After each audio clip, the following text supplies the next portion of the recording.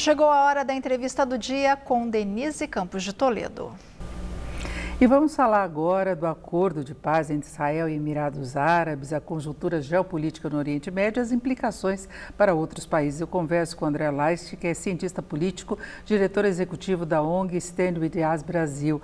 André, boa noite. Boa noite, Denise. Obrigado pelo convite. Bom, esse acordo foi visto aí como histórico, né? No momento em que foi anunciado, se chegou a falar da possibilidade de Trump ser indicado ao Prêmio Nobel da Paz. Agora a gente vê que tem um interesse dos dois países, é uma situação inédita, de fato, positiva, só que nós temos, por exemplo, os palestinos que não concordaram, outros países que ainda não aceitam. Qual seria a amplitude desse acordo na sua avaliação? De maneira geral, o acordo é positivo e a decisão do acordo é entre os países que afirmaram o acordo. Então, Israel e os Emirados Árabes são dois países soberanos, decidiram chegar num acordo. No caso, os Emirados Árabes não reconheciam Israel, passaram a reconhecer, e esse acordo ele implica positivamente na economia, geopolítica e segurança dos dois países. Claro, existe uma questão de conflito com os palestinos. Por causa desse conflito existia um boicote da Liga Árabe, que já não existe mais, existia uma situação de guerra com alguns países vizinhos de Israel, que também não existe mais. Então não é o primeiro país, né? O Israel tem paz com o Egito, Israel tem paz com a Jordânia, Israel tem relações aí, indiretas ou até mesmo não reconhecidas ou não oficiais com a Arábia Saudita, com outros países da África.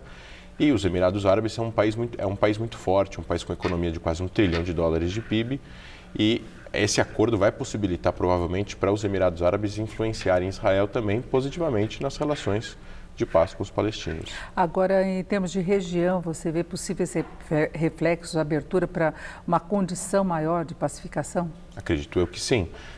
Quanto mais países tiverem relações normalizadas com Israel, esses países vão poder exercer não só acordos econômicos, o que beneficia os dois, mas também vão poder influenciar positivamente ou até mesmo politicamente Israel para sentar com os palestinos e negociarem a paz. Agora, esses países também vão fazer a mesma coisa com os palestinos, então a pressão pode vir dos dois lados, né? Os palestinos rejeitam há 15 anos sentar sem pré-condições com Israel para negociar, eles colocam pré-condições e agora talvez os Emirados Árabes, que são um dos financiadores do governo palestino, podem pressionar os palestinos a sentarem e negociarem um acordo com Israel. Israel não colocou, por exemplo, a questão dos territórios, né, que é uma coisa que os palestinos cobram muito. Então, não entrou, é uma relação entre os dois países mesmo, não é? Não tem nenhuma ligação, o acordo com os Emirados, com o conflito palestino-israelense. O que sim apareceu na mídia foi de que Israel concordou, por hora, retirar da mesa um plano de anexar parte da Cisjordânia, que é a fronteira com a Jordânia, que é um território que, de acordo com os analistas e os cientistas políticos israelenses, é um território muito sensível para a segurança de Israel, porque é a fronteira com a Jordânia. Então, Israel vê que aquele território, num futuro acordo com os palestinos, vai ficar sob soberania israelense para poder proteger a soberania de Israel. Israel queria, através do plano de paz do Trump, queria anexar já esses territórios sem fazer as negociações com os palestinos. Então, por hora, Israel retirou esse plano da mesa. O que foi trocado, na verdade, foi que Israel deixou de fazer alguma coisa que ainda não tinha feito, em troca de fazer um acordo histórico com os Emirados Árabes Unidos. Agora, André, muita gente questiona o fato de ter um jogo pessoal de interesse dos governantes e mostrar resultados importantes.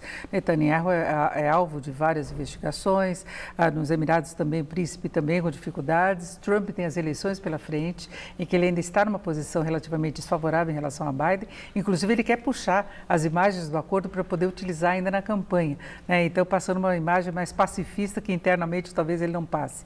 Então, seria duradouro se os integrantes aí desse acordo, né, os que representam os países, eles saírem, por exemplo, se Netanyahu não se segurar no poder, se houver algum problema por causa das investigações, eventualmente se Trump perder as eleições?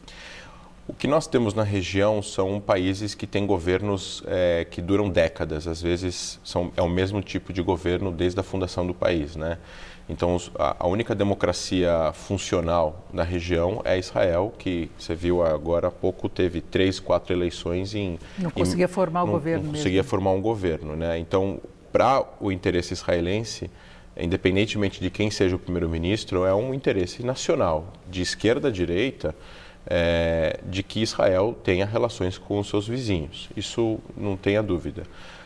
Os países árabes em volta de Israel, que têm governantes que são monarquias ou, infelizmente, ditaduras, são países que os governos duram 20, 30, 40 anos. Então, não acredito que a família Ben Zayed, no caso dos Emirados Árabes Unidos, vai mudar essa intenção de ter uma relação com Israel, porque eles têm se aproximado do Ocidente ao longo dos últimos 20, 30 anos que eles construíram a Dubai, Abu Dhabi, todos esses centros financeiros e se aproximando do Ocidente, atraindo investimento estrangeiro, atraindo turismo. Então, nada mais lógico do que ter relação com o país mais desenvolvido da região também, que é Israel nesse caso. No caso do interesse político, a gente poderia também dizer de que talvez teve interesse político do Sadat e do Menachem Begin, que fizeram a paz com o Egito, talvez teve interesse político de Yitzhak Rabin e Yasser Arafat em 94. Eu acredito que, mesmo com interesses políticos, existe aqui um benefício às populações desses dois países, mesmo se daqui a 10 anos ou 5 anos nenhum dos dois líderes ou dos 3 líderes estiverem no poder. Perfeito. Agora, essa proximidade maior, o que se espera é intercâmbio comercial maior, turismo, economicamente seria bastante lucrativo para os dois países, não? Israel é um hub de startup, né, conhecido como Startup Nation, a maior quantidade de startup per capita no mundo. Os Emirados Árabes são um dos países que mais tem recursos financeiros no mundo, tem um PIB muito grande. Acredito eu que os Emirados têm muito interesse em tecnologia israelense, não só de segurança, como de cyber também, que é uma nova ameaça que acontece na região por causa do programa nuclear iraniano. E acredito eu que os israelenses vão adorar poder visitar Dubai em 3 horas e meia de voo. E os Emirados e as pessoas que nasceram nos Emirados, os Emirados Árabes Unidos, visitar os locais sagrados islâmicos que estão dentro de Israel. Acredito eu que isso é muito positivo para a economia de ambos os países, até porque os próprios países árabes estão desenvolvendo agora novos métodos da economia para poder não depender só do gás e do petróleo, que é o que fez esses países serem países ricos. Eles já tiveram um primeiro voo, não é? Inclusive foi uma situação inédita, que é um voo comercial israelense indo para a capital dos Emirados, sobrevoando a Arábia Saudita, que também era um fato inédito, e a palavra paz pintada nesse avião. Né? E a gente eu falava dessa questão do interesse político também, porque Jared Kushner estava na comissão, chefiando inclusive a comissão dos Estados Unidos, a comitiva, ele é genro de Trump. Né? Então a gente sabe que tem uma coisa de marketing aí político que pesa muito. Inclusive ele chamou a atenção para que eles não ficassem presos ao passado, para ver se ele consegue acelerar a formalização mesmo desse acordo. Né? Então, na verdade, é muito interessante, porque essa frase que ele fala sobre não ficar preso no passado é uma outra frase que eu li em um outro jornal americano, de que existem atores no Oriente Médio que usam o passado para queimar o futuro e outros que estão já usando o futuro para queimar o passado. Existem problemas, esses problemas precisam ser resolvidos. A gente já está há mais de 70, 80 anos da Guerra de Independência de Israel. Israel é um Estado sob a lei internacional. Os países em volta reconhecem Israel. Israel não vai para nenhum lugar, já é um Estado sedimentado, forte, com economia vibrante. O que os países em volta precisam fazer é reconhecer que Israel existe e, através de uma nova amizade, ajudar Israel e os palestinos a sentarem e chegarem num acordo entre os dois. Porque é esse que é o problema que evita isso. Seria uma coisa fundamental para a região, para uma pacificação mesmo. Exato. Né? O boicote ou a não normalização não ajuda, no caso, os dois sentarem e conversarem. Ao contrário, prejudica porque os palestinos ficam à mercê de uma situação do que a gente chama de perpetuação do conflito. Então, já que não tem ninguém pressionando e não tem nenhum tipo de sistema democrático na autoridade palestina para pressionar o presidente, inclusive a ter eleições, o presidente Mahmoud Abbas, presidente da autoridade palestina, está no poder há 16 anos num termo de 4.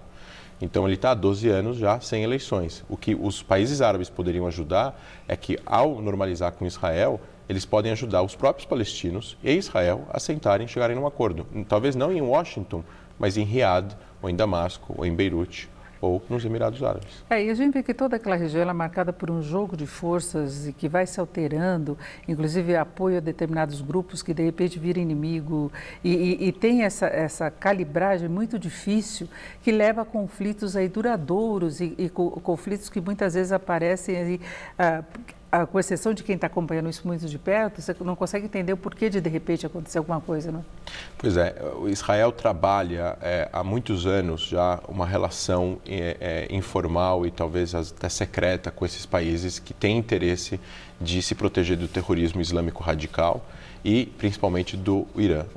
O regime iraniano, o que aconteceu com a Revolução Islâmica no Irã em 79, é um projeto de poder expansionista que hoje em dia domina 4 capitais, né? Domina Bagdá, domina Beirute, domina Damasco e Sana no Iêmen. Então, a gente está falando aqui de países que têm medo dos iranianos, têm medo desse tipo de narrativa que os iranianos trazem através da visão deles da religião islâmica, da forma como eles operam, da forma como as guardas revolucionárias operam fora do Irã, montando milícias para atacar grupos. E isso, todo esse enredo faz com que brotem novas amizades e novos interesses. E, no final das contas, os países agem única e exclusivamente por interesse nacional. E o interesse nacional dos países no Oriente Médio eles precisam começar a enxergar para o futuro, não tem solução a não ser a normalização, e só através da normalização eles vão conseguir enfrentar o perigo iraniano e ter uma resolução pacífica do conflito palestino-israelense. E os Estados Unidos têm uma participação direta e já foram alvos também dessa situação que a gente falava aí de mudanças de posição, de atuação de determinados grupos. Então, para os Estados Unidos, talvez uma pacificação tenha muito mais interesse. Né? Para todo mundo, para os Estados Unidos, para a América Latina, para a Europa, esses países, ao fazer a normalização com Israel, eles se aproximam da Europa, se aproximam dos Estados Unidos, da América do Norte em geral, de países democráticos com economia aberta. Então, esses países passam a poder ter mais acesso a setores distintos da economia desses países. Um intercâmbio muito maior. Um intercâmbio cultural, um intercâmbio de turismo. Isso acaba ajudando o país em si a se tornar mais estável. O Egito, por exemplo, é um exemplo disso. O Egito teve um golpe, teve um golpe militar, teve um coronel no poder e depois que fez a paz com Israel, se transformou num país mais estável politicamente. A gente viu o Brasil, inclusive, com dificuldades quando ele se aproximou de Israel, com problemas que ele poderia ter nas exportações de outros países que têm um peso relevante, inclusive, em alguns segmentos das exportações do Brasil. Então, esse jogo se transfere para as relações do outro lado do mundo, né? Na verdade, os analistas disseram que poderia ter uma retaliação caso o Brasil transferisse a embaixada para Jerusalém. Nesse caso, a retaliação ela não veio, a embaixada não foi aberta, mas foi aberto um escritório comercial. Mas acredito eu que os países que esses analistas disseram que iriam retaliar, não retaliariam, primeiro porque eles não têm de quem comprar a carne e o frango brasileiro mais barato.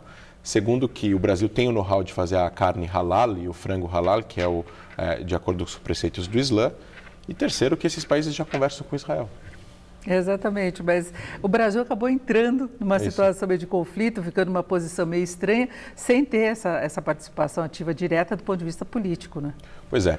Nesse caso, a gente tem que enxergar o Oriente Médio dessa forma. Existem grupos que não são a favor da paz. Eles têm interesse de manter o status quo, eles têm interesse do que a gente chama de perpetuar o conflito. Quem tem interesse de perpetuar o conflito? O Hamas na faixa de Gaza, o Hezbollah que controla a parte do Líbano, o governo iraniano, o governo sírio e por aí vai. Se a gente tenta entender que existem esses atores e do outro lado existem uma série de países, mais de 20 países aí, 18 países interessados em ter relações com Israel, em ter uma normalização, e não quer dizer que eles não têm solidariedade pelos palestinos, mas eles podem ter os dois, ser solidários aos palestinos, ter relação com Israel e juntos eles podem trazer os dois à mesa de negociações. Perfeito. Eu conversei aqui com o André Leist, que é cientista político, diretor executivo da ONG Stand With Us Brasil. André, muito obrigada. Obrigado a você pelo convite. Vocês.